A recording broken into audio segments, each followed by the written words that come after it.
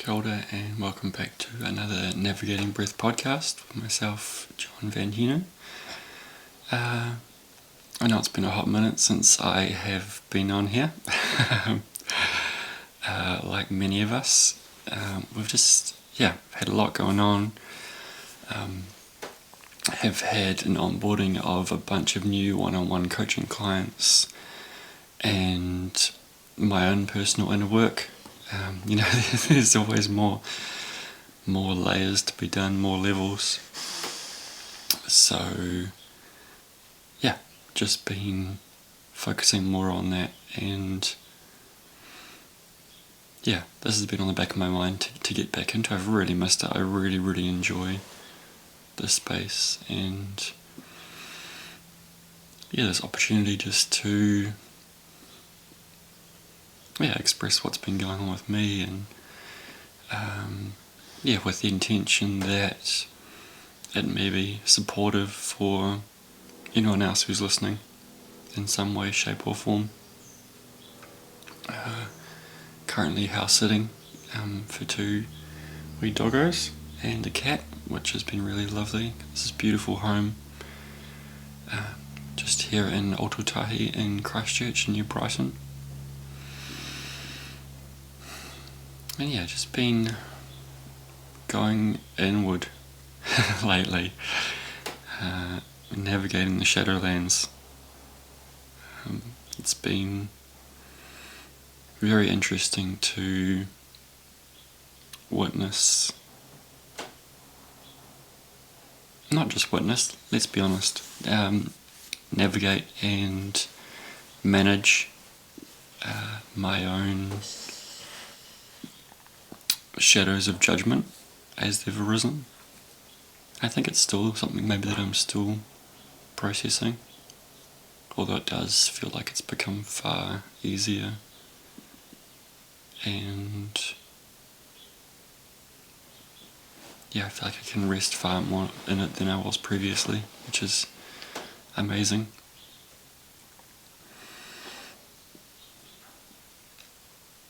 It's so interesting how, speaking from me personally, how I can, pick holes in other people, or maybe feel that level of competition arise, and just keep coming back to reminding myself that we need as many people as we can in this journey, in this work, offering their own unique medicine, and allowing myself more to rest and to trust that everything is happening exactly as it needs to. And allow myself some space in that. So easy to get caught up in the mind and the ego telling us what we should or shouldn't be doing, how we should be doing it.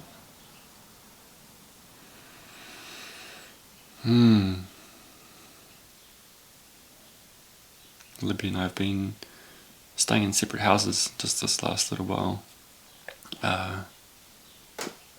just because that's just the way it's worked out, really. But I definitely feel like,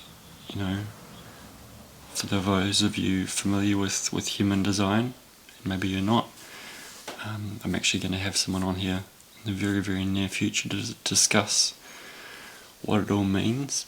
But essentially there's a few different types of human design, and I am a projector, which means that I don't have my own energy source, and that I absorb the energy of others, for better or worse. And I definitely feel it from sleeping in my own bed on my own, that I wake up feeling more refreshed. And that's not to say that it has anything to do with my partner. It doesn't at all. It's just having that space to myself to fully reset has been hugely beneficial. So I've been deep in processing my own stuff lately. And one thing that's really come to light the more I do my own internal work is there was a long time where I didn't really feel like I had any crew, any team around me, any people that I kind of really deeply resonated with. And on Sunday, as I was receiving my own healing in the form of a traditional Maori bodywork therapy, I guess you call it, I was really hit with the gratitude of the amazing crew of people that I currently have around me, and was just taken back to remembering how, those times where I spent so much time alone. And I remember joking with my therapist just about how, I saw her for a year and a half every week, and how I just felt like I was paying someone to be my friend, because at that point I didn't really have anyone that I could really talk to on that friendship level. And it was kind of a bittersweet joke. But yeah, just reflecting now on how much that's changed, and I think a lot of it comes down to the more open I've been about my life and who I am, and as I start to understand more of who I am, then I've created this space and this opportunity to invite in more like-minded people, or call upon, find, however you wish to say it. And it feels good. It feels really good just to have such an amazing community of people. And people that you can really count on. It feels like Christchurch has become a bit of an epicenter for that. There's some amazing people who have moved down here. And I'm really grateful to be part of that and be one of them. I think that whole spending time on your own, though, was maybe just part of that, the processing of letting go of who you were and stepping into, who you're becoming. Because there's a massive ego death there, and we can't hold on to those old parts, but unless we know what it is that we are moving towards, it can be really challenging to know what it is that we're even missing.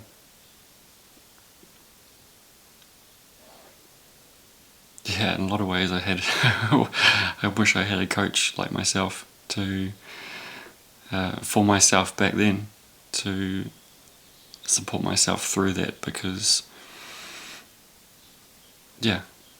I don't think traditional psychology, or whatever you want to, mainstream areas really can prepare you for that or support you through that, because it's deeper than that.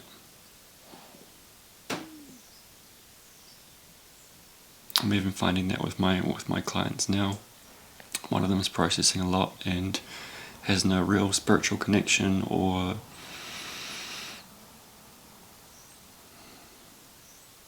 doesn't really investigate those aspects, but can feel that something's missing. And I don't think any amount of talk therapy without a level of connection to the heart would be able to support that, because it's beyond the mind. I think the mind I know the mind from personal experience is very, very good at intellectualizing emotions and avoiding, or from personal experience, assuming that I wasn't too intelligent to feel certain things.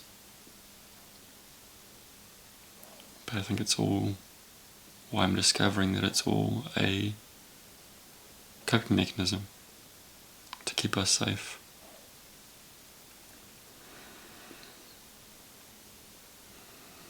And the more we open up and allow space and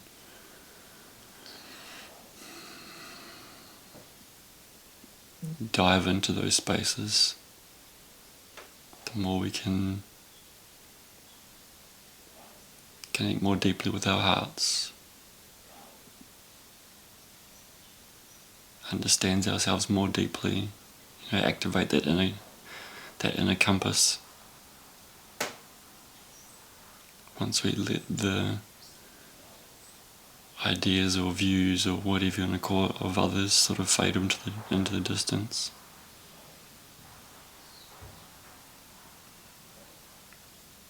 But it just takes time and effort.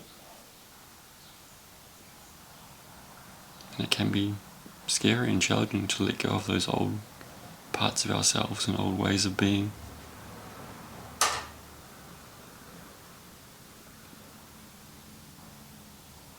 But I can't think of anything more scary than not changing and holding on to that old version of myself, because that's not where fully living really lies.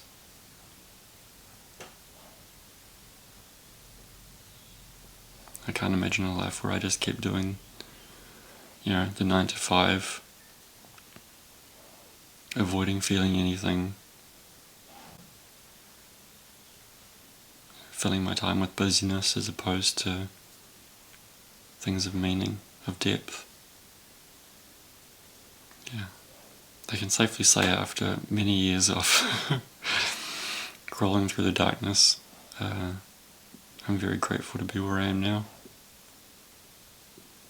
And I think that shows in so many ways, that my relationships, my friendships, my relationship to myself, the lack of anxiety and stress, even when I'm in positions that would often previously would have made me extremely anxious and stressed. Just become, very well adapted to navigating those spaces and feeling confident within them. It's super exciting. I'm really excited for what the future holds. And even though I know it can be scary, I feel like I have tools to support me through that.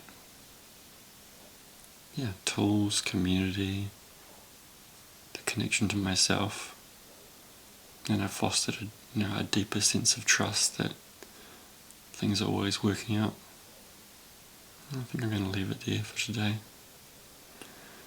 So I thank you for listening.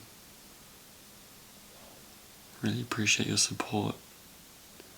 If you enjoyed this, please reach out or leave a comment, hit subscribe, share it with a friend who might benefit from it. Just